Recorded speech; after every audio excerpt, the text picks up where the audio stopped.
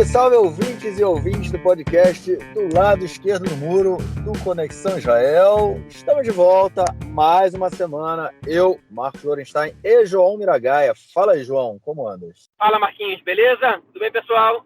Tudo tranquilo, na boa. Mais uma vez, nós dois dos nossos estúdios móveis, né? Por aí, por Israel, caminhando, dirigindo e gravando esse podcast na quinta-feira, calma aí que eu perdi o dia hoje, 16 de dezembro, 10h35 da noite, uma quinta-feira chuvosa e fria de outono aqui, fazendo agora 13 graus na cidade onde eu moro, bem fresquinho, mas é isso, né? Depois daquele verão bem quente, temos um inverno, né? Opa, quase saiu um inferno aí, mas enfim, um inverno para dar aquela arrefecida no calor. Bom, vamos então passar para o nosso primeiro bloco para tratarmos de questões internas aqui em Israel.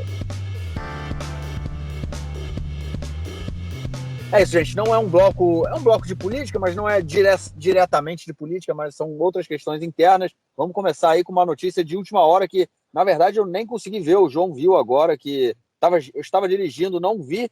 Aconteceu um atentado agora numa cidade no norte de Israel, um atentado a tiros que deixou uma pessoa morta e 2 feridos. Diz aí, João, onde é que foi que isso aconteceu? Na verdade, foi no norte da Cisjordânia, em Shomron, né? No assentamento de Humash. Foi um atentado a tiros, parece que passou um carro disparando, acertou 3 pessoas, uma delas, os 3 foram levados para o hospital, uma delas parece que foi declarada morta assim que chegou no hospital. Em momento de comoção, né? Um atentado... A grande maioria dos atentados que acontecido ultimamente em Israel tem sido contra colonos, né? Tem sido dentro da Cisjordânia ou em Jerusalém Oriental, né? Que segundo Israel é território israelense, mas a comunidade internacional não reconhece, e bem ou mal Jerusalém Oriental tem algumas especificidades que faz que a gente não possa considerar exatamente igual a Tel Aviv, por exemplo. Mas, enfim, nem do ponto de vista legal internacional, nem do ponto de vista sociológico, digamos assim. Mas, enfim, esse, no caso, foi dentro de um assentamento na região da Samária, né, do norte da Cisjordânia. Samária é o nome bíblico da região, e que deixou um morto, né? Enfim, então, estamos dando aí a notícia em primeira mão, apesar de quando vocês escutarem esse podcast, a notícia não vai ser tão nova assim. Ó, João, essa ambulância aí. Bom, vamos então passar para a nossa segunda notícia do bloco, para comentarmos aí uma questão do corona, né? Aquela coisa que a gente vai estar sempre comentando. Como a gente veio falando nas últimas semanas, né? Que a variante Omicron entrou aqui no país, a gente tem um número de casos crescentes. Chegamos até a passar aquele coeficiente de contágio, né? Passar de 1, o que mostra que a pandemia volta a crescer um pouco. E essa semana teve além, né, de novas restrições, de Israel definir vários países europeus, inclusive como países vermelhos, fazendo com que as pessoas que voltem desses países tenham que ficar em isolamento, né, os cidadãos israelenses, algo que, mesmo que a pessoa tenha a terceira vacina, né, algo que até agora não precisava, pessoas que estavam com a terceira dose, elas voltariam para Israel e não precisariam ficar em isolamento. Agora isso volta a acontecer, enfim, novas aí restrições, muita polêmica, né, em relação aí também com o ministro das Finanças, o Lieberman, né, que falou para o pessoal que trabalha com turismo, né, falou para eles procurarem e fazerem estudar novamente, né, trocar de profissão, foi o que ele falou, né? Ou seja, para todos os milhares de guias turísticos que vivem em Israel e estão, enfim, impossibilitados de trabalhar por conta do corona, o ministro das Finanças resolveu o problema e falou que eles devem mudar de profissão. Enfim, essas são questões do corona, mas o que mais também preocupou essa semana foi uma mudança no Ministério da Educação, né, que é dirigido pela deputada Chacha Bitton. A gente já fez vários comentários dela, inclusive mostrando aí como ela ela tem uma postura negacionista do corona, né? Ela daquelas pessoas que dizem que não é nada muito sério e enfim, não estimula a vacinação, não estimulou a vacinação de crianças até 12 anos, quando esse era o limite, e agora muito menos estimula a vacinação de crianças entre 5 e 12 anos, né? Que também a vacinação com a vacina da Pfizer também é permitida, aqui em Israel está acontecendo. E essa semana ela demitiu o diretor do Ministério da Educação, que são pessoas, né, que têm cargos profissionais, né? Não são cargos políticos, e essa pessoa foi demitida, o que aí atrapalha ainda mais uma política de vacinação nas escolas.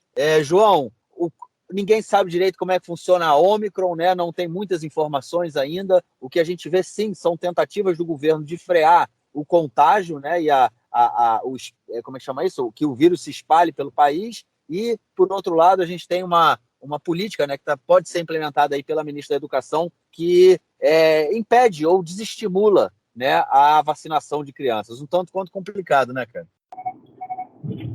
A verdade é que essa semana foi movimentada em relação à temática da corona, mas como as outras notícias não foram tão significativas, decisivas, a gente vai dar atenção para que essa realmente é uma bomba grande, né? A questão é a seguinte, tá? Bom, Bennett e o Nitzan Horowitz, que é o ministro da Saúde, tiveram uma discussão pesada, como a gente comentou na edição passada do podcast. Estavam, enfim, discutindo se devia fechar mais o país, não devia fechar mais o país. O Bennett falou que o turismo era um preço razoável a se pagar. Enfim, o Lieberman fez essa declaração infeliz essa semana. Depois ele voltou atrás, disse que se expressou mal. Né? Se expressar mal é o novo falei besteira, né? Mas aí você, enfim, culpa a linguagem em vez da intenção. Mas, enfim, o que aconteceu, na verdade, mais significativo foi que a ministra da Educação, ela, de repente, decide demitir o seu diretor-geral. O diretor-geral é um cargo de confiança, mas é um cargo totalmente profissional, né? É uma pessoa que tem que executar, né, as diretrizes do Ministério. O Ministério ele tem uma orientação política e o diretor ele é a pessoa que vai lá e coloca as diretrizes para funcionar, né? Todos os ministérios em Israel têm um diretor-geral, uma espécie de CEO, né? Que não é muito comum no Brasil, mas para fazer um paralelo, mas aqui em Israel é. Enfim, o que aconteceu? Esse cara foi demitido, os repórteres foram atrás para ver essa demissão, e o que o próprio ex-diretor disse? Que ele foi demitido por causa de uma divisão, uma diferença de opiniões que ele tinha com a própria ministra da Educação com relação às vacinas e a política do Ministério da Educação em relação à corona. Hein? E a gente conhece as posições da ministra Yifat Shasha Bitton. A gente sabe que a ministra Yifat Shasha Bitton, ela flerta ali com o negacionismo, né, da vacina, com o negacionismo das políticas de lockdown, né, no momento mais crítico. Pelo menos esse foi o comportamento dela quando ela foi presidente da comissão da corona. Okay? E a gente, assim, faz sentido esse argumento. Há pouco tempo ela estava defendendo que não se vacinassem crianças nas escolas, né? Escola não era lugar de vacinar. E aí, de repente, acontece essa demissão, né, do diretor. E ele vai e diz isso. Os jornalistas apuram, ela diz que é tudo mentira, que se trata de fake news, que não tem nada a ver isso, que ela não está incentivando contra essa vacinação de crianças nas escolas. E aí o jornalista Meir Marciano, do Canal 13, né, o jornalista que cobre a área de saúde, ele foi atrás de profissionais do alto escalão do Ministério da Saúde e cruza essa informação, né, pelo menos essa denúncia, digamos assim, entre aspas, do ex-diretor do Ministério da Educação com alguns outros fatos. Ele percebe que a vacinação das crianças ela está sendo muito devagar, muito aquém do que o governo queria que acontecesse. E aí, esses profissionais do alto escalão do Ministério da Saúde, da Educação, eles comentam com o Meir Marciano, esse repórter, em off, né? Ele tem as gravações, mas com as vozes adulteradas. O Ministério da Educação, ele não só está dificultando a vacinação nas escolas, como ele proíbe os funcionários de incentivar a vacinação nos meios educacionais, enfim, nos eventos educacionais. Ou seja, a ministra da Educação, ela presta um serviço contrário à vacinação. Ela não só dificulta a informação sobre a vacinação, ela não só dificulta a vacinação nas escolas, ela não só não colabora com as políticas de lockdown e de quarentena, como ela está fazendo campanha contrária à vacinação das crianças, jogando contra as determinações do Ministério da Saúde, jogando contra as determinações do próprio primeiro-ministro, a ponto de ela demitir o seu diretor-geral, que percebe o absurdo que é essa posição dela. É uma postura, enfim, justifica chamar ela de negacionista e, enfim, não tem outro adjetivo para qualificar essa posição dela, senão lamentável e absurdo, né? Em qualquer governo normal, se não tivesse uma coalizão de 61 pessoas, essa ministra já estaria no olho da rua por discordar frontalmente e trabalhar contra a determinação de saúde do Ministério da Saúde e a convicção plena do primeiro-ministro. Mas nesse governo atual, de 61 deputados, se discordar do primeiro-ministro e trabalhar contra a posição dele, não faz você ser demitido. A gente vai comentar outro caso mais para frente, que aconteceu nessa semana, de alguém que discorda abertamente do primeiro-ministro. Okay? Então não foi tão incisivo, pelo menos no seu trabalho prático, em relação a alguma pauta, como foi a ministra da Educação agora. Mais uma vez aí, né, uma política extremamente complicada da Chacha Bitton, mas isso que você fala no final é o resumo de tudo, né? Num governo onde todo mundo pisa em ovos, acaba sendo que todo mundo faz o que quer, né? Porque se começarem a bater de frente, tentarem começar a botar todo mundo ali dentro de uma linha, a galera pula fora e aí o governo cai. E eles não querem isso no momento. Então, acaba sendo também, cada um faz o que quer, o que é um problema muito sério. Ouvinte, só que uma questão, vocês devem ter ouvido agora um barulho aí durante parte da fala do João. Ele está dirigindo, está chovendo, então não é chiado da nossa gravação aqui, apesar de muitas vezes a gente ter esses problemas, mas enfim, agora é chuva mesmo, então aí já fica a desculpa caso isso volte a acontecer. Bom, vamos então à nossa próxima notícia do bloco, que é sobre a continuação do depoimento do delator Nir Hefetz, né? E como a gente vem comentando aí, já tem 2 ou 3 semanas, vem prestando 3 semanas já, né? Prestando depoimento contra o Netanyahu, contra a família Netanyahu como um todo. Na semana passada, inclusive, falou de novas denúncias, né? Falando que casos de corrupção que o Netanyahu estaria envolvido, que ele tentou tirar proveito, né, do seu cargo de primeiro-ministro para conseguir dinheiro e tudo mais, enfim, propina, e ele continuou dando o depoimento essa semana.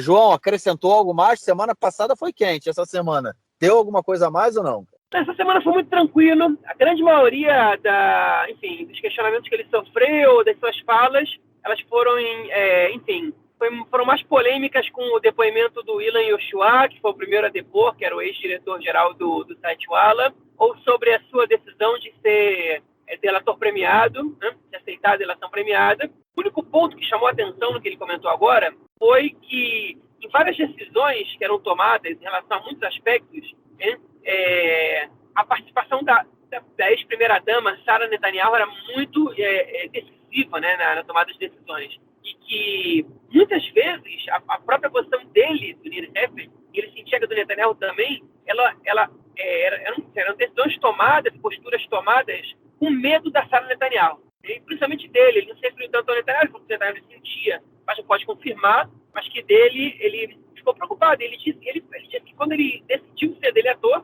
a primeira pessoa que ele pensou que ia realmente ter um medo para ele tomar decisão foi na Sara Netanyahu.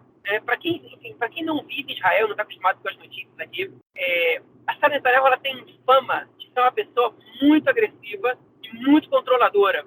E essa fama dela de ser muito agressiva, ela se confirma com gravações que a gente chegou a escutar, e alguma delas, inclusive, foi comentada pelo próprio Nir Hefetz durante seus depoimentos já há 2 semanas, né? Quando ele comenta com o Netanyahu a gravação que foi divulgada. Enfim, e não surpreende a gente aqui, né? Teve um programa especial que o jornalista Aviv Drucker fez sobre ex-funcionários da residência oficial do primeiro-ministro, ex-funcionários de limpeza, foram maltratadas pela ex-primeira-dama, pela Sara Netanyahu, enfim. Não surpreende a gente esse medo do Nir Hefetz. Mas fora isso, que é muito mais interessante para a gente que está aqui, que entende muito mais desse contexto, que está escutando a gente especificamente de outros lugares do mundo, especialmente do Brasil, não teve nada demais, não. Está começando a esfriar o depoimento do Nir Hefetz, está dando a impressão de que as principais informações que ele tinha que dar, os principais relatos, já foram dados, né?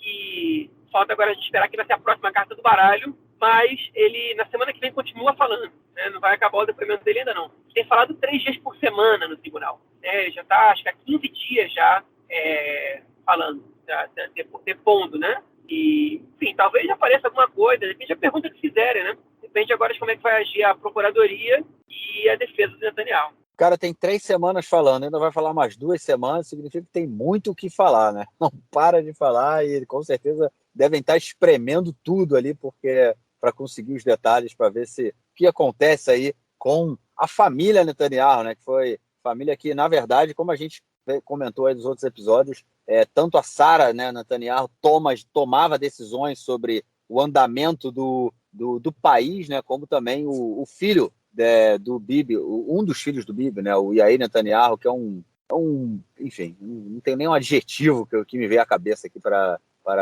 adjetivá-lo, mas é uma pessoa que não cabe muito o comentário. Bom, mas João, eu vou te pedir então licença, eu vou trazer uma notícia do nosso próximo bloco para esse bloco, porque já que a gente está falando da família Netanyahu e das suas peripécias enquanto família que dirigiu o governo aí por 12 anos, essa semana eles perderam aí a batalha para continuar com a segurança pública, porque, obviamente, quando o Bibi era primeiro-ministro, a sua família inteira ela recebia uma segurança especial do Estado, né, vindo tanto do Shabak, né, do Serviço Interno de Segurança, quanto do Mossad, né, o Serviço Externo de Segurança, e agora que ele não é mais primeiro-ministro, ele é líder da oposição, ele não tem direito a receber esse tipo de segurança, porém, tentou, de qualquer forma, manter aí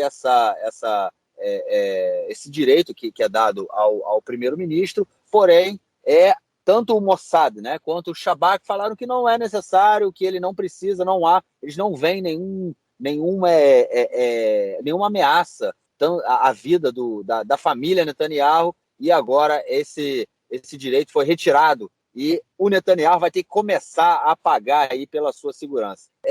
A família Netanyahu, João, é uma família que ficou conhecida nos últimos anos por não pagar absolutamente nada, né? Eles iam nos lugares, comiam de graça, estadia de graça, ou seja, não pagavam por absolutamente nada. Muitas vezes, inclusive, já houve casos de pessoas que iam fazer trabalhos na casa do Netanyahu e não recebiam pagamento por isso, porque principalmente a Sara achava que trabalhar na casa deles era um privilégio e já era uma propaganda, né, para o negócio da pessoa, então não precisaria de pagamento. E agora ele não quer pagar pela segurança não, mas não vai ter jeito, né, cara? Vai ter que desembolsar o din-din, né? Ou vai abrir mão da segurança, né? A verdade é que, só fazendo uma correção, o Netanyahu não perdeu a segurança. O Netanyahu ainda tem direito a uma segurança especial, que é garantida a ex-primeiros ministros durante um tempo depois que termina o mandato. Enfim, é um direito garantido a ex-primeiros ministros e a ex-ministros da defesa também. Eu não sei quanto tempo dura de ex-primeiros ministros, ministro da defesa dura 5 anos. Né? O ex-ministro da defesa, Bogi Ya'alon, por exemplo, está terminando só agora a segurança especial que ele tem. E o Netanyahu ele tinha para a família inteira dele, ou seja, ele, a sua esposa e seus 2 filhos. Né? A segurança chega a ser um negócio bizarro, porque eles tinham segurança para viagens para o exterior, para lazer, né? Pagas pelo Estado, mesmo ele sendo o filho do líder da oposição. Né? Enfim, o filho do Netanyahu mais novo, Avner Netanyahu, ele tinha segurança que acompanhava ele no exército. Ele era soldado e tinha um segurança andando do lado dele quando ele estava no exército, para vocês verem o nível de crude que era, né, do cuidado da segurança. Agora, qual é toda essa questão? Por que isso é tão importante? Primeiro porque, enfim, vamos pontuar aí. Tem muitas razões que fazem que a gente olhe para esse caso de um olhar um pouco perguntando por que as coisas com essa família é assim. Eu não vou entrar em outros temas, não. Vou entrar no tema específico da segurança. Vou dar o jeito de trabalhar, de falar só sobre isso. Não é comum que familiares de um ex-primeiro-ministro ou de um ex-ministro da defesa recebam segurança bancados pelo Estado logo depois que ele deixa o cargo. O Netanyahu, enfim, os filhos de Netanyahu e a esposa de Netanyahu, eles recebem essa segurança porque foi uma orientação do Shabak, que durante um ano após o momento que ele termina o seu mandato, ainda, enfim, existia essa necessidade, de acordo com as informações que eles têm, essa preocupação de que eles tivessem segurança colada nele. O que é essa segurança? Essa segurança são 2 carros, a gasolina paga pelo Estado, okay? E de 2 a 3 profissionais de segurança. Um motorista do carro anterior, que também é uma segurança, e uma pessoa que anda do lado dele. Okay? 2 a 3 pessoas, pelo menos, estão aí com ele. Então, são 2 carros. Né? Ou seja, não é só uma pessoa que anda do lado dele e paga pelo Estado. É um carro também. Cada segurança, a família Netanyahu, tirando o Benjamin Netanyahu, por mês, dava para os cofres públicos um gasto de 300 mil shekels por mês, só com essa segurança que o Estado, que o Shabak pediu para dar para eles. O que aconteceu foi que o Ministério da Defesa recomendou rever essa orientação de dar segurança para família Netanyahu, de 1 ano, porque eles estavam achando que não tinha justificativa para que a segurança permanecesse durante o espaço de mais 6 meses. Né? Agora acabaram 6 meses, esse novo governo, e os primeiros 6 meses, e aí a discussão era se renovava ou não essa segurança. E o Shabak recomendou retirar essa segurança, disse que não era fundamental. O Netanyahu fez uma campanha pública gigantesca, foi até a polícia denunciar postagens agressivas contra ele, denunciou uma organização criada em oposição a ele, chamada Crime Minister, né? Enfim, ter feito uma postagem violenta em outros 2 usuários de redes sociais. Okay? Enfim, ele fez bem de a polícia, se está se sentindo intimidado, se sentiu que era incitação à violência, mas ainda assim isso não convenceu o Shabak, não convenceu o serviço de segurança geral, e essa segurança foi tirada. Okay? Muita gente está detonando o Bennett, olha só, ele está fazendo isso para prejudicar o Netanyahu, mas olha só, eu comentei com vocês que o ministro da Defesa ele tem direito a 5 anos de segurança. O Netanyahu tirou a segurança do Bennett por 3 meses. O Bennett foi ministro da Defesa, né? Durante um espaço de tempo razoável, curto, né? Há pouco tempo, depois das eleições de 2019, das segundas eleições, e o Netanyahu tirou a segurança do Bennett. O Bennett teve 3 meses só. Okay? E não foi mesmo que ele tirou da esposa ou dos filhos do Bennett, ele tirou do Bennett, né? Durante logo depois. Ele não tem muita moral para ficar criticando, né? Ou para culpar o Bennett por qualquer coisa. Ele tomou uma atitude, enfim, ainda mais agressiva, porque ele tirou do próprio ex-ministro da Defesa. Né? E o argumento do Netanyahu que forças... Ele fez muito mal a inimigos de Israel, ele prejudicou muito inimigos de Israel, então ele é certamente um alvo desses inimigos de Israel. Enfim, ele está dentro do país. Né? Como é que um espião iraniano vai matar o Netanyahu aqui em Israel? É muito pouco provável, mesmo que o Netanyahu tivesse razão no que ele está dizendo, é muito pouco provável, é muito pouco crível, né? Você, enfim, qualquer pessoa acredite numa informação dessa, num argumento desses. Enfim, perderam a segurança, os filhos do Netanyahu e a sua esposa. O Netanyahu é um sujeito rico, né? Ele é um cara de muito boas condições, ele tem dinheiro para bancar uma segurança privada para os seus familiares. Ele vai fazer se ele quiser. Um podcast que eu escuto interessante, um dos apresentadores dele disse que se fosse o governo, ele daria para o Netanyahu, ele daria para a família Netanyahu só o segurança, sem o carro. Proporei, ok. O Shabak recomendou tirar, mas a gente vai deixar vocês pegarem o segurança sem o carro. Vocês topam? E para ver o que o Netanyahu vai dizer, porque ele está dizendo, eu acho que o Netanyahu só está interessado nesse carro aí, com gasolina paga. O Netanyahu, a família dele, enfim. Se é isso, se não é, não importa. O que importa é que não vai ter mais. São 300 mil shekels de dinheiro público que agora pode ser investido em outras coisas, né? Enfim, sem entrar no mérito, né? Se o Shabak disse que não precisa, então porque provavelmente não precisa, hein? E também uma pessoa com as condições financeiras que o Netanyahu tem, o Estado devia julgar se realmente precisa colocar segurança para os seus filhos e para sua ex-mulher. É isso. Vamos então passar para o nosso próximo bloco para comentarmos outras notícias de política aqui essa semana.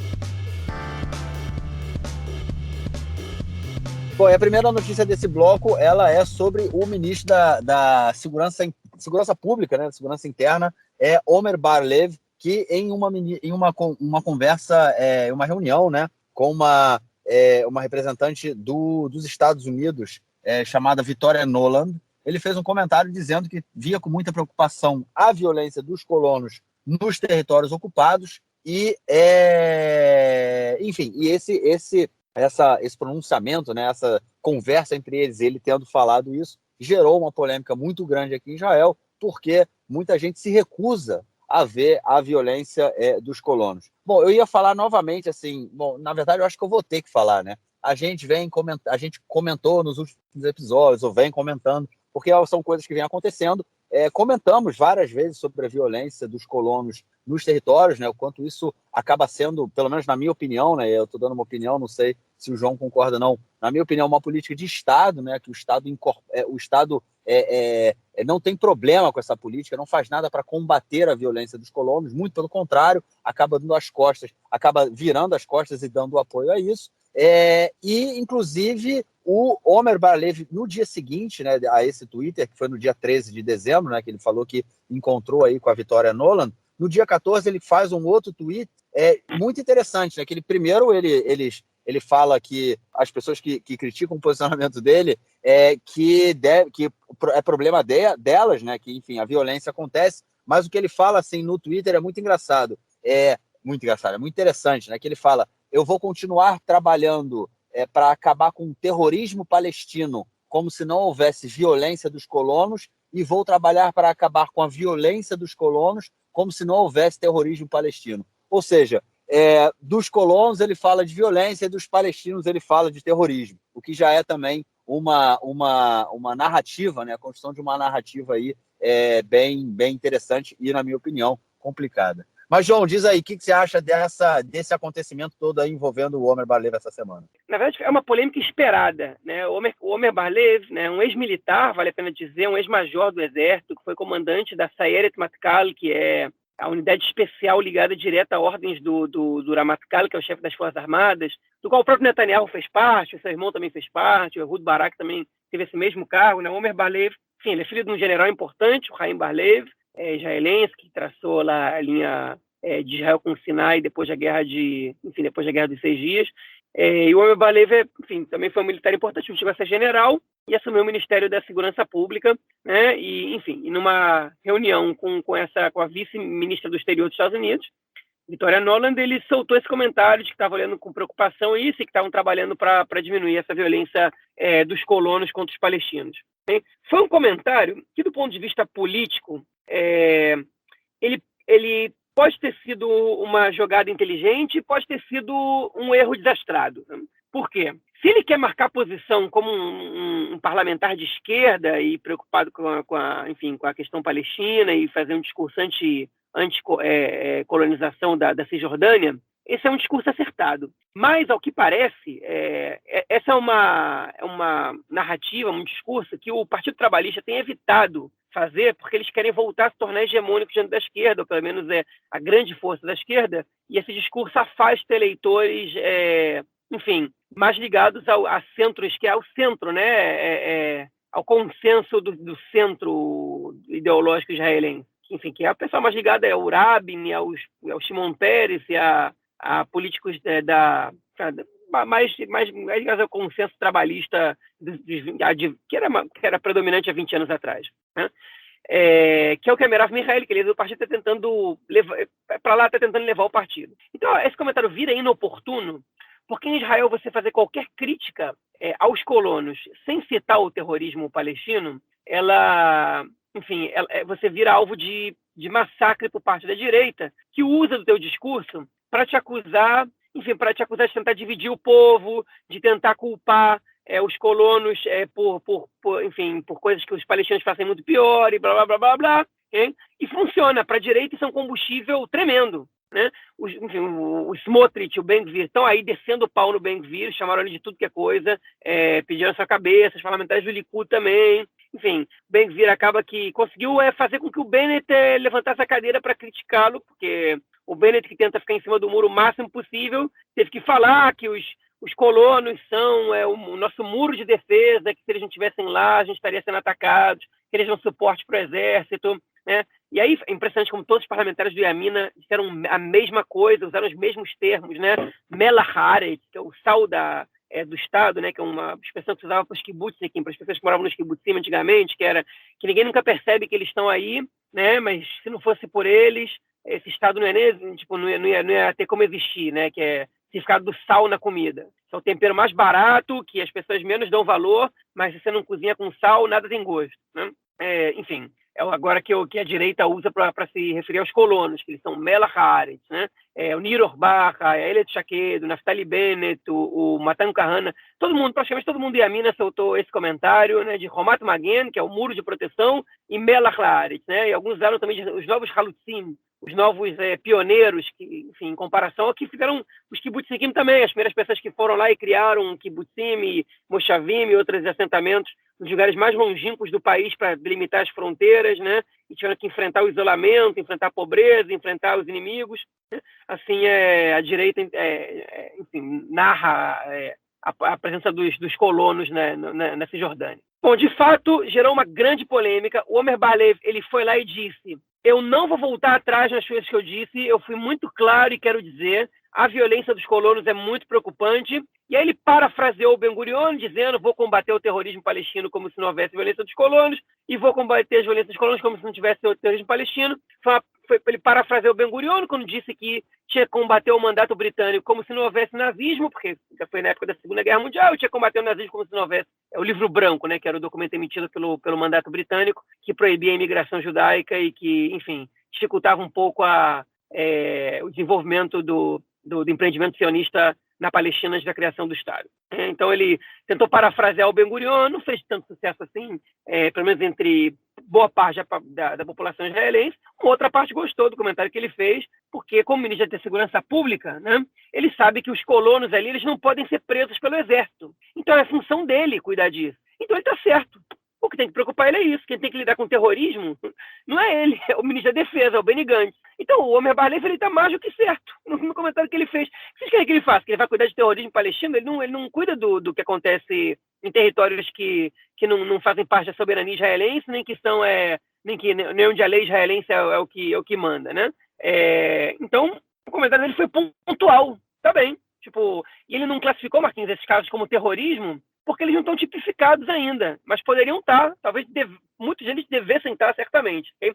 Agora eu vou aproveitar esse comentário, porque o Bennett, entre outras coisas, ele disse isso, muita gente repetiu o que ele disse, que o Omer não tinha que ter dito isso numa reunião com a vice-secretária de Estado dos Estados Unidos, porque aí eles vão levar isso para frente e eles confundem colonos e violência dos colonos, que é uma coisa marginal, como uma coisa central do Estado, como violência da ocupação, e daqui a pouco vão chamar o exército de criminoso, e blá, blá, blá, e que esse é um fenômeno marginal. E eu vou falar, esse não é um fenômeno marginal. Né? No ano passado, okay, em 2020, a gente teve um crescimento de 40% nos casos que a polícia registrou sozinha, né, de violência dos colonos contra palestinos. Okay? Por outro lado, a polícia abriu 20% menos de pastas para investigar esses casos do que tinha no ano passado. Foram 500 casos de violência dos colonos contra populações palestinas, okay, nos últimos 2 anos e meio. 500 casos.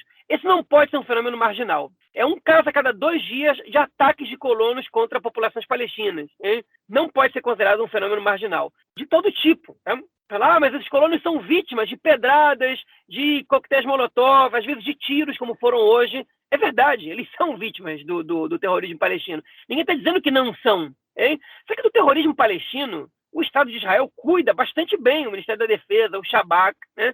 O Aman, que é a inteligência, e várias outras forças de defesa de Israel estão ali, enfim, proibindo os palestinos de passar de ponto a ponto com checkpoints, estão invadindo as casas de pessoas civis que não tem nenhuma relação, enfim, impondo um regime bastante problemático, para dizer o mínimo aqui, para a vida de civis palestinos que não tem nada a ver com terrorismo. Estão qualificando organizações de direitos humanos como grupos terroristas por causa de indícios de participação de alguns de seus membros, enfim, de lavagem de dinheiro, talvez, ou talvez não, até agora as provas ainda não apareceram.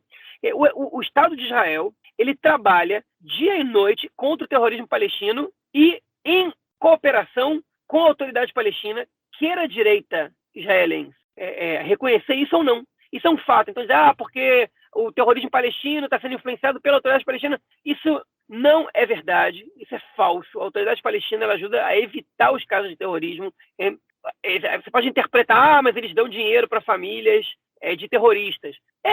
Realmente, existem indenizações, mas não é para premiar porque o filho da família cometeu um ato de terrorismo. Porque a política israelense, a política israelense para represália aos atentados, é ir lá e demolir a casa do terrorista, e a família dele fica sem nada. Então, você quer que a autoridade palestina não recompense, não remunere, né, não compense a punição coletiva que o Estado de Israel faz enfim, a família inteira do terrorista como se eles tivessem culpa premeditadamente pela ação do terrorista. Enfim, se perguntar para mim, eu acho que a autoridade palestina ela tem razão nisso, de compensar. Você deixa a família morando na rua porque o filho, porque o marido, porque não sei quem, ou a esposa tiveram uma atitude lamentável, criminosa, terrorista. A família inteira tem que pagar por isso, já não basta o cara estar preso, não contribuir para as finanças da família, enfim, isso é incentivar. Acho que isso é um mínimo para as pessoas verem como mínimo de dignidade. Okay? Incentivar não incentiva. Você perdeu tua casa, destruindo todos os seus pertences ali dentro, foram destruídos, o exército chegou lá e de repente botou abaixo. Enfim, então não é verdade isso que essa narrativa da direita israelense.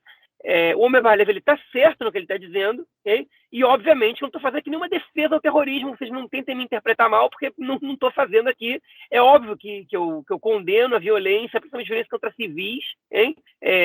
Eu, no caso, também me incomoda a violência contra soldados, porque eu sei que os soldados são todos, pode ser eu, pode ser outra pessoa, ainda que eu veja diferença na violência contra soldado e contra civil. Eu também não gosto de ver soldados sofrendo violência, porque podia ser eu ali, no futuro podem ser meus filhos, enfim. E a gente sabe que o exército aqui é obrigatório, e ele tem sua razão de ser também, né? Ele está aí não só para ajudar na ocupação, mas também para defender o Estado, e ele tem sua importância. Então, não é uma defesa de terrorismo, é um apoio à crítica totalmente justificada e embasada do Omer Bar-Lev em relação a isso. Aí o coitado do Omer Bar-Lev, hoje, quando teve esse atentado, vai lá e faz um comentário condenando o terrorismo palestino. E aí a página dele do Twitter é detonada por 1 milhão de pessoas ligadas à direita, okay? Como se ele não tivesse o direito de condenar o terrorismo, porque ele condenou também a violência dos colonos, né? E aí, enfim, isso é o absurdo que a gente vê todos os dias aqui. Bom, como eu disse no primeiro bloco, em um governo normal, um cara que faz um comentário desse, que é diametralmente oposto ao que pensa o primeiro-ministro, estaria amanhã no olho da rua, né? Mas não vai estar, porque se ele demite o Omer Bar-Lev, ele quebra a coalizão e aí a gente vai ter novas eleições. Então o Bennett, ele tem que escutar esse tipo de comentário e ficar quieto, né? E aí hoje eu estava escutando um programa de rádio que eu escuto todas as quintas-feiras, e são 2 entrevistadores, um é mais ligado à direita e ortodoxa, outro é mais de esquerda e secular, embora, enfim, eu gosto bastante dos dois. E aí eles estavam entrevistando o parlamentar Nir Orbar, do Partido Yamina, né? Que estava criticando o Omer Bar-Lev, claro. E aí um dos entrevistadores vai lá e pergunta da direita: vocês não se arrependem de não ter exigido a pasta da segurança pública? E aí o outro fala assim: nem responde essa pergunta. Vocês receberam todas as pastas importantes. Você não tinha como exigir essa pasta. Não responde essa pergunta não, que não precisa. Você não tinha como. Vai pedir o quê? Mais essa pasta? A esquerda fica com o quê? Né? E o pior, enfim, ele tem razão, né? Essa pasta nem é das pastas do primeiro nem do segundo escalão dos ministérios. É uma pasta de terceiro escalão, embora tenha um orçamento razoavelmente alto, né? Estrategicamente falando, é uma pasta de terceiro escalão. E, enfim, o Omer Bar-Lev está começando a mexer no jogo político ali para dar um sentido político a uma pasta que a esquerda nunca tinha dado esse sentido político, né? A direita tinha. O último ministro da Segurança Pública, o Amir Ohana, transformou a polícia num instrumento de repressão às manifestações anti-Netanyahu. E agora o Omer Bar-Lev, ele está direcionando a polícia para reprimir atos de violência dos colonos. Enfim, é um uso, um sentido da política, da polícia, okay? que obedece claramente a uma orientação que ele tem de ver, né, que não deixa de ser ideológica, né, de ver o que os colonos estão fazendo como algo problemático, que, como bem disse o Marquinhos, enfim, uma polícia que, apesar de ver o aumento dos casos, abre menos pastas para investigar esses casos, é uma polícia que também estava cumprindo uma orientação ideológica, que é entender que as ações violentas dos colonos, elas não são um problema, né? E o Omer Bar-Lev está dizendo que não, elas são um problema. Se vocês não veem isso como claro, enfim, vocês acham que isso é orientação ideológica, tudo bem, eu vou em frente com isso, porque nisso eu acredito. E está certo ele. Bom, já que a gente está falando dos colonos, vamos continuar aí, só que dessa vez saindo para um parlamentar da esquerda, indo para um partido da direita. Essa semana estourou uma crise aí entre o Likud e as lideranças dos colonos. Diz aí, João, como é que foi essa crise aí? O que o Likud está querendo com as lideranças dos colonos? Na verdade, o que aconteceu foi que rolou uma gravação de alguns comentários de uma reunião interna do Likud, hein, que o Netanyahu e o Yariv Levin, os dois estão descendo pau nas lideranças, né, enfim, nos prefeitos, né, e chefes dos conselhos regionais dos assentamentos, dizendo que eles não vão a uma manifestação da direita e que quando tinha manifestação contra a direita, a esquerda conseguia mobilizar todo mundo, e até tinha alguns colonos lá protestando, que o Netanyahu não anexou, e que o Netanyahu não fez isso e tal. E agora, quando a direita está se manifestando, e a direita tem se manifestado toda semana em Tel Aviv, e levando ônibus e tal, as lideranças dos conselhos regionais das cidades que ficam do outro lado da linha verde, ou seja, na Cisjordânia, não têm colaborado. E o Netanyahu, ele criticou muito isso. E aí, logo depois, veio o comentário do Bar-Lev, hein? E aí eles, no momento que eles tinham que unir forças, né? A imprensa foi lá e, quando ia entrevistar cada um deles, aproveitava e dizia: beleza, está aí detonando o Bar-Lev, mas o que você tem a dizer sobre o Netanyahu, que está dizendo que vocês não fazem nenhum esforço para a direita voltar ao poder? Enfim, colocou eles numa saia justa. Então, essa gravação acabou que prejudicou um pouquinho a narrativa do Likud, né? Porque, enfim, jogou os caras numa situação que, da entrevista, passou a ser um pouco arriscado. Eles vão ter que se defender das críticas que o Netanyahu fez, ainda que ele tenha feito internas e já tenha vazado. Enfim, caiu muito bem, mas é coisa pequena. Eu só queria fazer uns comentários sobre a questão dos colonos, né, que você colocou ainda há pouco, sobre como o Bennett, né, e outras figuras aí da direita caracterizam os colonos como se fossem o sal da terra, e os pioneiros, né, os primeiros colonos judeus que chegaram ainda à Palestina e começaram a construir, na época, o Yishuv, né, enfim, o embrião do Estado de Israel. É dessa forma que os colonos se enxergam, né? Eles realmente se enxergam como, da mesma forma como os pioneiros eram lá há 100, 110 anos, 120 anos atrás. É assim que eles se enxergam. Então, essa é uma questão interessante, porque eles se veem realmente numa terra sem lei, né? No caso, a Cisjordânia, que é uma terra sem lei, e como era a Palestina naquela época, durante o mandato britânico, onde as revoltas e os ataques e contra-ataques, enfim, a disputa entre judeus e árabes era muito grande.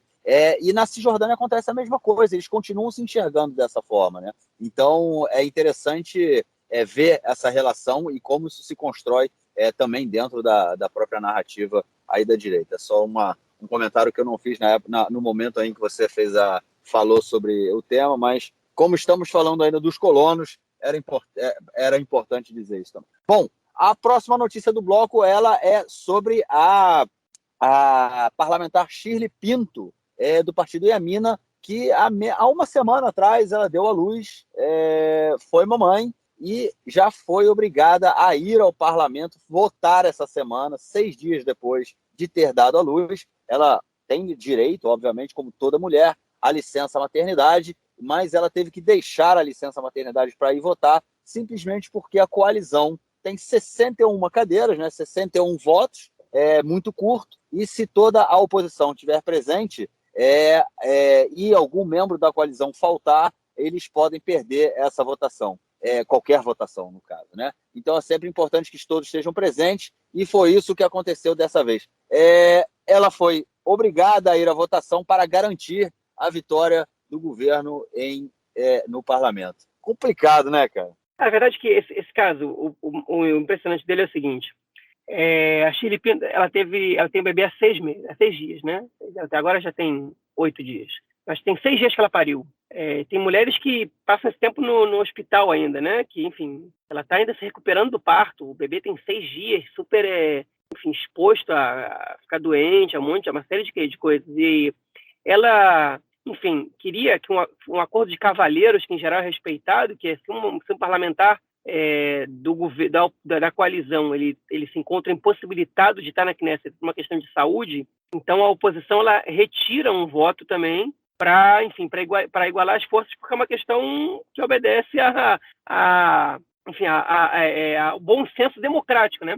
E a oposição se recusou a tirar o parlamentar, se recusou. E a Shirley Pinto, ela levou o seu filho de 6 dias para ir votar. E ela fez um discurso condenando, criticando a coalizão. E as pessoas estavam incomodando ela no discurso, enfim, não incomodaram mais porque os gritos, a Shirley Pinto ela é surda, né? Então os gritos dos parlamentares não exatamente param o discurso dela. Diferente do que eles fizeram com a Sharren Haskel, que é uma deputada do partido Tikva Hadashah, de Nova Esperança, que ficou grávida no governo anterior, ela era do Likud, e quando ela teve esse dilema, ela foi até o Likud e eles disseram, vai lá conversar com o Yair Lapid, que era o líder da oposição, ele é um sujeito sensível, ele vai te entender. Ela foi conversar com o Yair Lapid, ela do governo, ele da oposição, e ele falou, você não se preocupa, Sharon, a gente vai retirar um voto para te dar esse direito de ficar em casa. E ela pôde cumprir sua licença maternidade tranquilamente, né? E a oposição, naquele momento, agiu de maneira eticamente honesta. A oposição atual não está nem aí. Quer ganhar de qualquer jeito, enfim, sem nenhum fair play. E o caso é simplesmente tosco. O caso é de uma insensibilidade, de uma...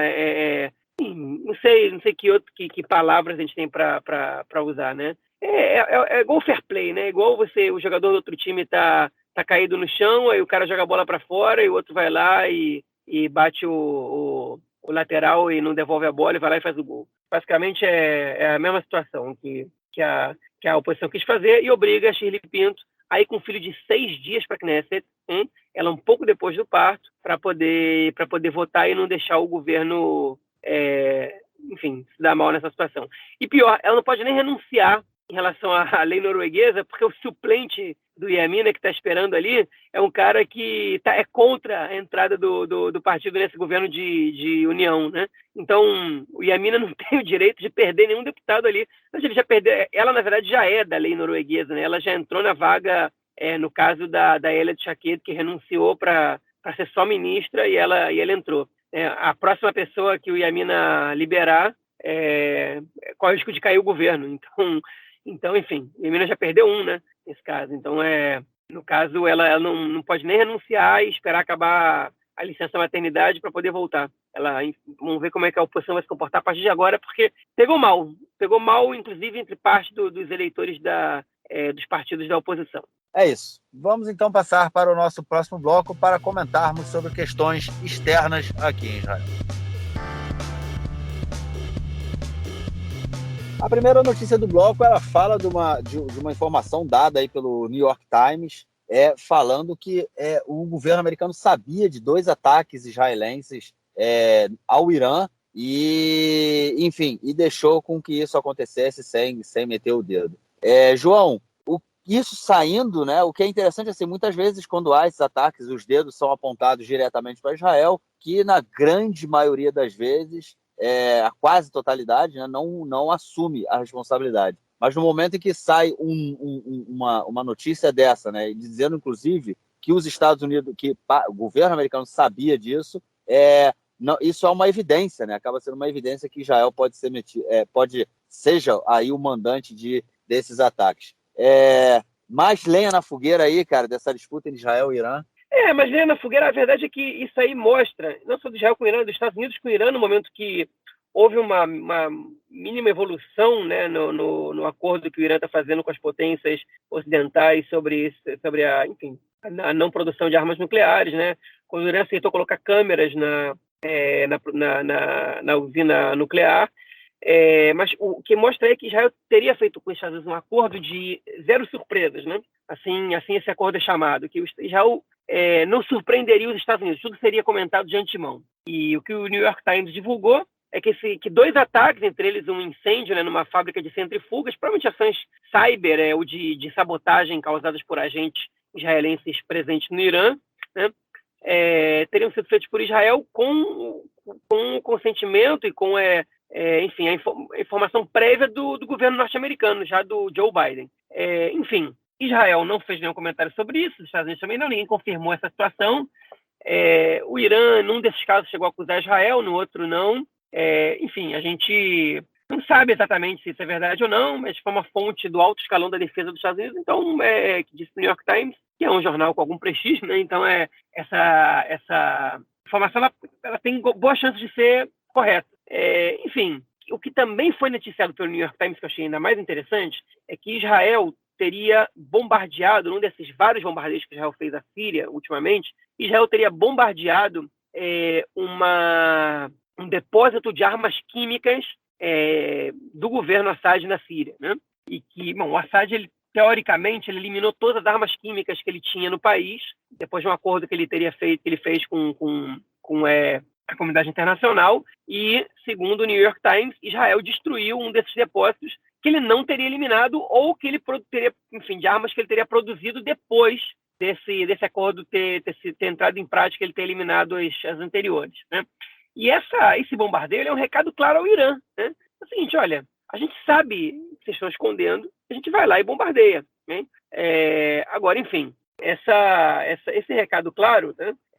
Eu vou aproveitar essa deixa para entrar num tópico que também, enfim, que também é importante, que se noticiou essa semana que o chefe das Forças Armadas, do Estado-Maior das Forças Armadas, Aviv Kochavi, ele pediu para o Netanyahu, há 2 anos, quando o Netanyahu era primeiro-ministro, um orçamento para preparar as Forças Armadas, a Força Aérea especificamente, para um ataque aos reatores nucleares iranianos. E o Netanyahu negou, hein? Essa foi a informação que saiu, que foi apurada por parte da imprensa israelense, hein? Parte da mídia, e o Netanyahu teria negado, né? O Netanyahu obviamente nega que ele negou, né?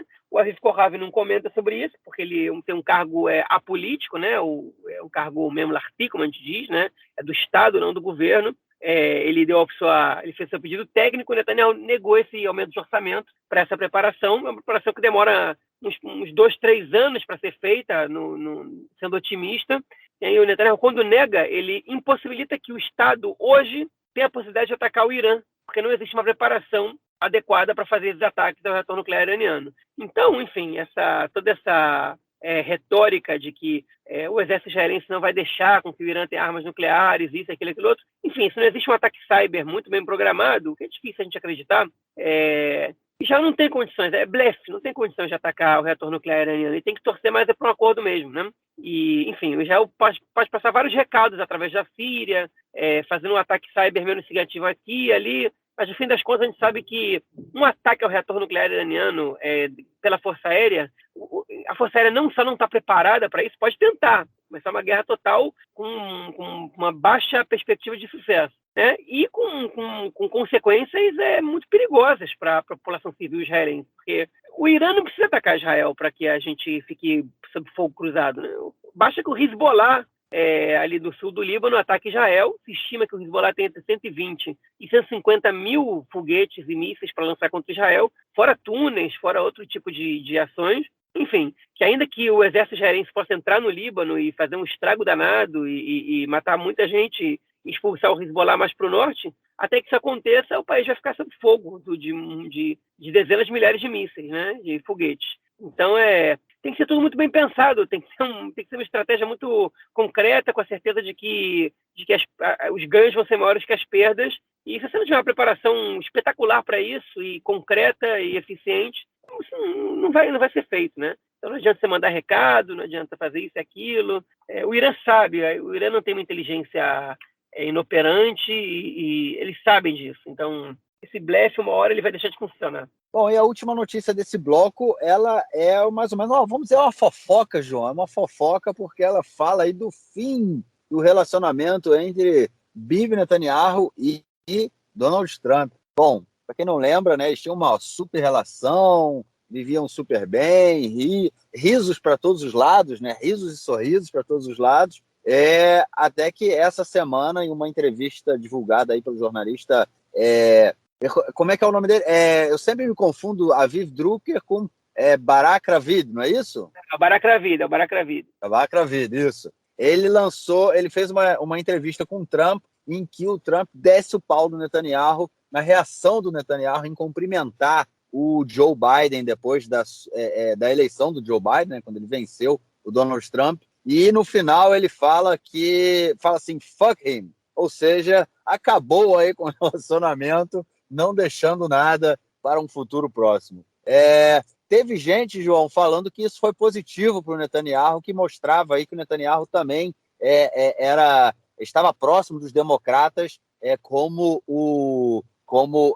muita gente negava, né, falando que o Netanyahu tinha optado por estar com o republicano, e essa é uma política, inclusive, complicada para o Estado de Israel, que sempre teve um bom relacionamento com ambos os partidos que alternam, né, o governo no governo americano. Teve gente que falou que isso foi bom, que mostrou que o Netanyahu sim tinha contatos também com os republicanos e com os democratas.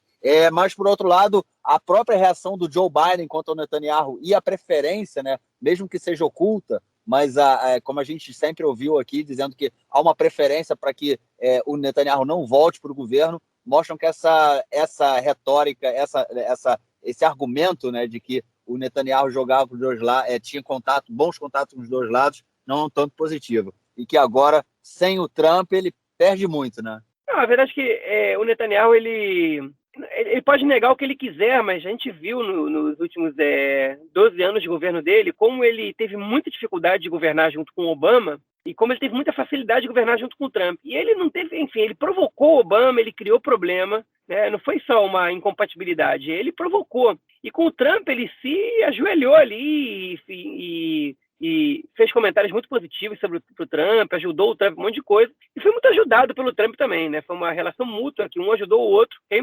E o Trump, ele cobrou gratidão nessa entrevista, né? Foi uma entrevista feita pelo Barak Ravid, que é um jornalista especialista em relações internacionais, né? De Israel e do Oriente Médio, e lançou um livro chamado A Paz de Trump, Os Acordos de Abraham, e a Reviravolta no Oriente Médio, tradução livre minha, né? Ele foi lançado agora em hebraico, talvez ele seja lançado em inglês também, muito provavelmente vai ser. Enfim, e essa parte da entrevista que ele fez com o Trump foi divulgada pelo site Walla, onde o Barak Ravid escreve, um dia antes do lançamento do seu livro, 1 ou 2 dias antes, né? Até para promover o livro. Enfim, o livro está vendendo muito aqui.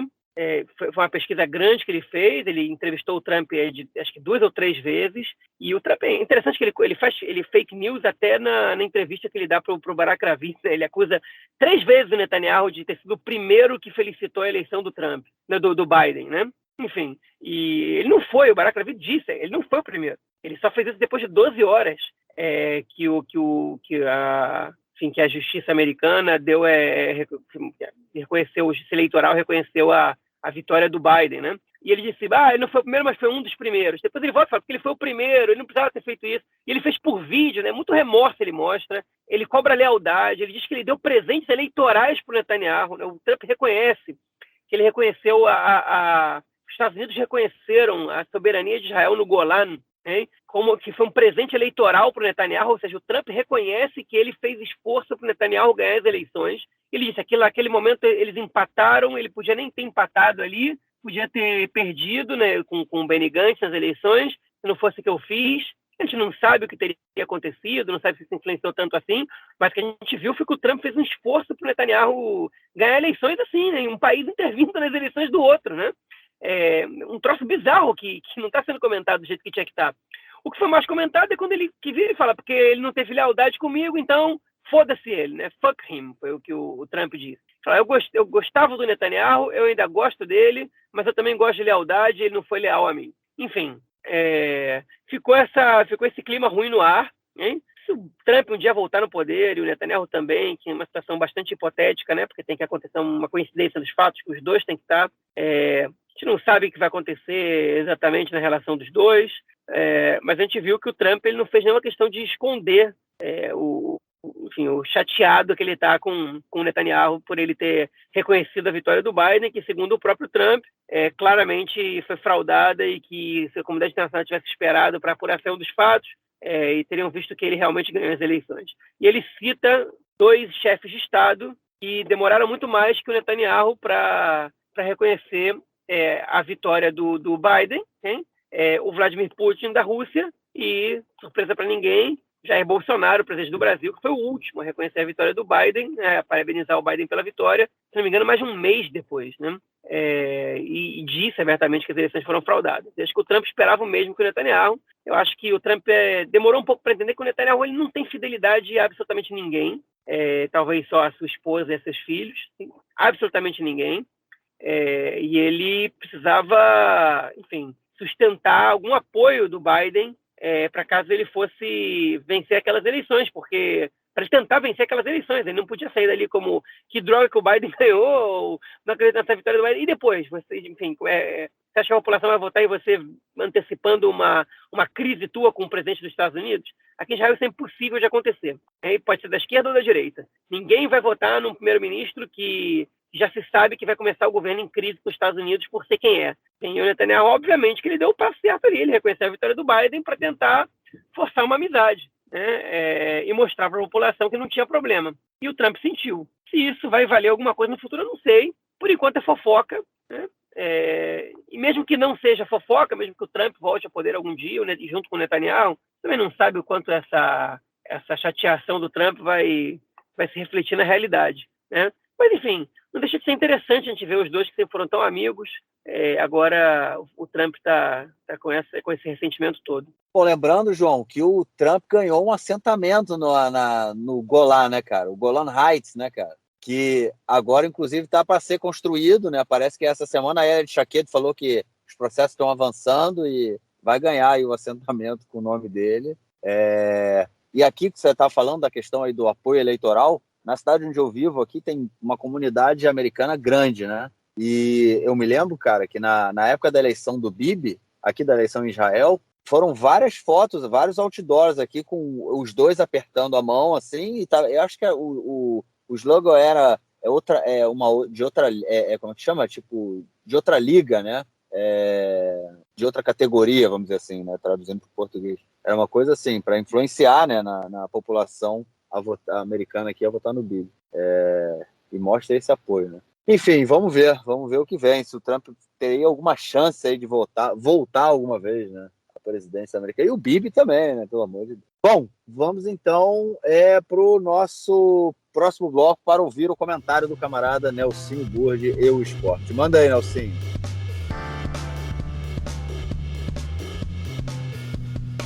Meu caro Gorenstein, amigos do Conexão Israel, do lado esquerdo do muro, mandar um abraço para o João, que gosta muito de sanduíche de presunto, é isso aí. Mandar um abraço lá para o Boloinha, que nos ouve no Rio de Janeiro, e deu essa dica aí, que o João gosta muito do sanduíche de presunto, e assistiu o Chaves comendo o sanduíche de presunto. O Chaves que inspirou tanto com a torta de jamón, como o sanduíche de presunto. Copa das Nações, futebol masculino, Copa das Nações, saiu o grupo com Rússia, Israel, Islândia e Albânia. Lembrando que o primeiro lugar do grupo vai garantir uma vaga na Eurocopa, na Euro do próximo ano já. Não, a Euro 2023. Essa Copa das Nações é 22-23 e a Eurocopa de Seleções é no ano de 2023. Então é isso aí, vamos aguardar. Daqui a alguns dias já é 2022, então a gente vai aguardar o desempenho de Israel na Copa das Nações, torcendo para que Israel tenha realmente competência para ganhar da Albânia e da Islândia. Eu acredito que Israel tenha competência, tenha futebol. Contra a Rússia o buraco é bem mais embaixo, mas quem sabe aí um bom desempenho na Copa das Nações e aí uma classificação direta para a Euro 2023. Israel, que sempre vai para as eliminatórias da Euro e costuma bater na trave, acaba não entrando. Acontece. Então é isso aí, um grande abraço. Valeu, obrigadão pelo comentário e, obviamente, te esperamos na semana que vem. João, ficamos por aqui ou algo mais a declarar? Não, podemos ficar por aqui mesmo. Beleza, ficamos por aqui então. Nos falamos na semana que vem, gravamos nosso próximo episódio. Valeu, cara, grande abraço. Abraço, até mais. Tchau, tchau.